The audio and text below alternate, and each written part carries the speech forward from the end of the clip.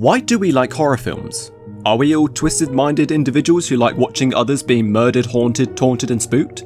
Technically yes, but do restrain yourself from thinking that. The simplest answer is, we as the audience like to be scared, especially in the comfort of watching from the sideline. Paul Wells, in his book The Horror Genre, From Beelzebub to Blair Witch, has this to say on the topic. In watching dramatic tragedy, a spectator experiences pity and terror, therefore has a beneficial purgation of emotions which is necessary and purifying. Paul Wells is suggesting that a horror film is supposed to send you on a spiral of guilt and feel concerned about your experience. Whether you're watching Casey Baker being stabbed by Ghostface and Scream, or a witch who picks off the cast one by one in the Blair Witch Project, we still crave the horror genre for how it plays with our emotions, and still yet we come back for more, regardless of how we feel after the credits. From Frankenstein to today's Get Out, we have seen the steady growth of how filmmakers are always reinventing the horror genre to adapt to new phobias and fears, but that does not mean that the methods of which we create fear on screen has drifted away from traditional filmmaking. My name is Zach Chambers, and today I'll be telling you how It Chapter 1 and 2 uses codes and conventions of the horror genre.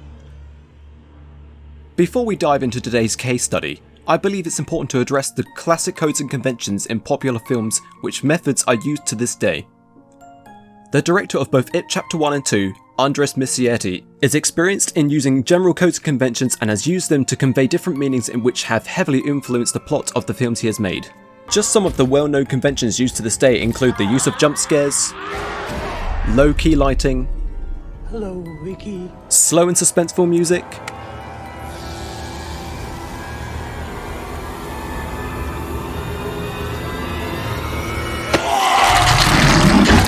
use of religious iconography, having a villain or entity as the antagonist. These are just some of many famous techniques used to deliver an effective horror film. For example, Psycho is notorious for its soundtracks, including its theme song and its iconic shower scene score.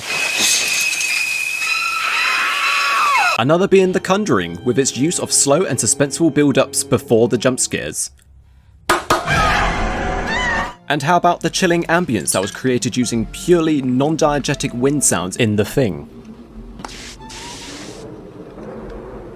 And Clark was human, huh? Which makes you a murderer, don't it? Journalist Shaquilla Alexander had this to say on an article titled Genre Theory, Horror. While susceptible to cliché, and often playing on it to manipulate audience expectations or provide twists, horror relies on providing a shocking, intense or blood-curdling experience. This passage helps indicate the idea of filmmakers being self-aware of cliché horror and accepts this as fact as it uses it to surpass the audience assumptions when it comes to the element of surprise. This is exactly what Andres Muschietti intended for both chapters of It. When it comes to the setting of a horror film, we usually spend most of the time in an isolated area with a low possibility of escaping that location.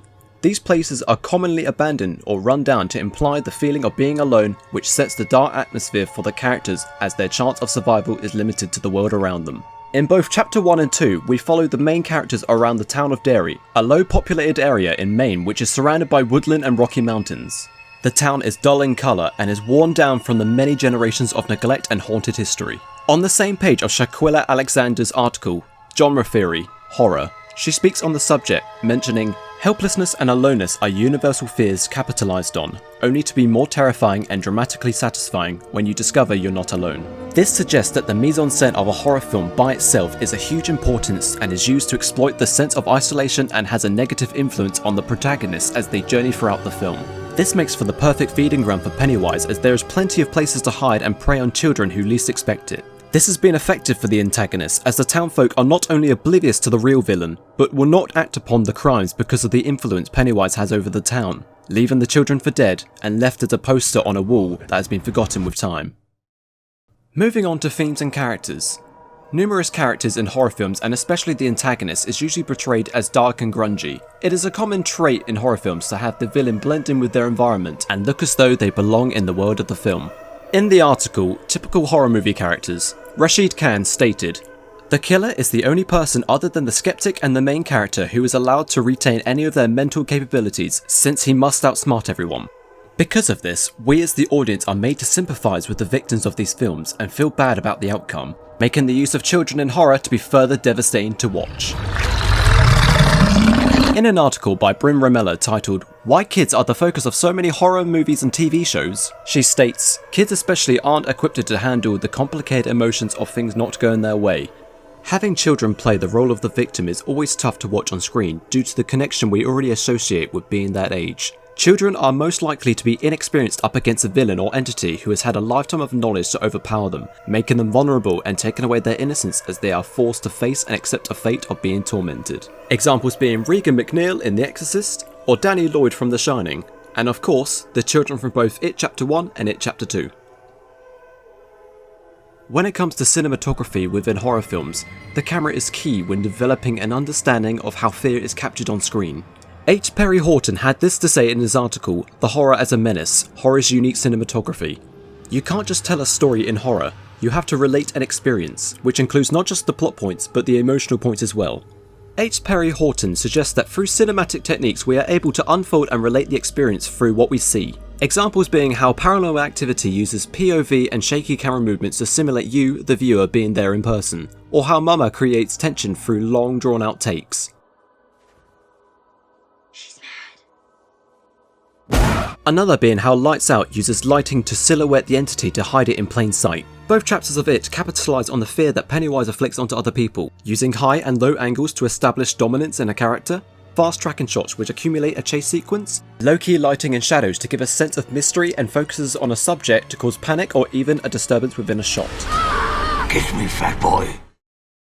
Now, editing is a crucial part when it comes to the post-production process. An article written by Daniel Resend called The Art of the Edit, Scene by Scene, mentioned, an editor's choice can make or break a piece of film. Through their craft, they create structure, rhythm, pace, sense, story, and most importantly, emotion. This quote perfectly describes the power of editing and how important every choice made must have meaning or push the narrative forward. Like how the Blair Witch Project has minimal cuts to create a natural realistic look as though you are looking through found footage. Or how Train to Busan uses fast cuts to escalate the panic caused by the zombies. Both It Chapter 1 and Chapter 2 are steady with their edits, using long-paced cuts within informal scenes and through the build-ups before their frightening climax, using slow and almost draining soundtracks which help build the suspension.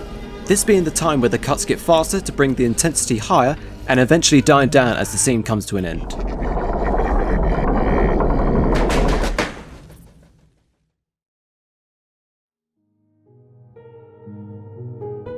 And that's the end of the video. I hope you all enjoyed it as much as I did making it. I know it's a little bit different than what you're used to, but I thought I'd try out something new and original. Also, I know my video schedule recently has been non-existent and I can promise you it's for good reason. I started uni last year and I haven't really had much time for personal projects, but just know that I'm still alive and there is something big I'm working on behind the scenes which I know you're going to enjoy. I might make a video here and there, but as of now I can't promise anything. All I can suggest is that you turn on the bell because you might miss out if you don't. As for now, I hope you enjoyed and have a very spoopy Halloween. Take care, guys.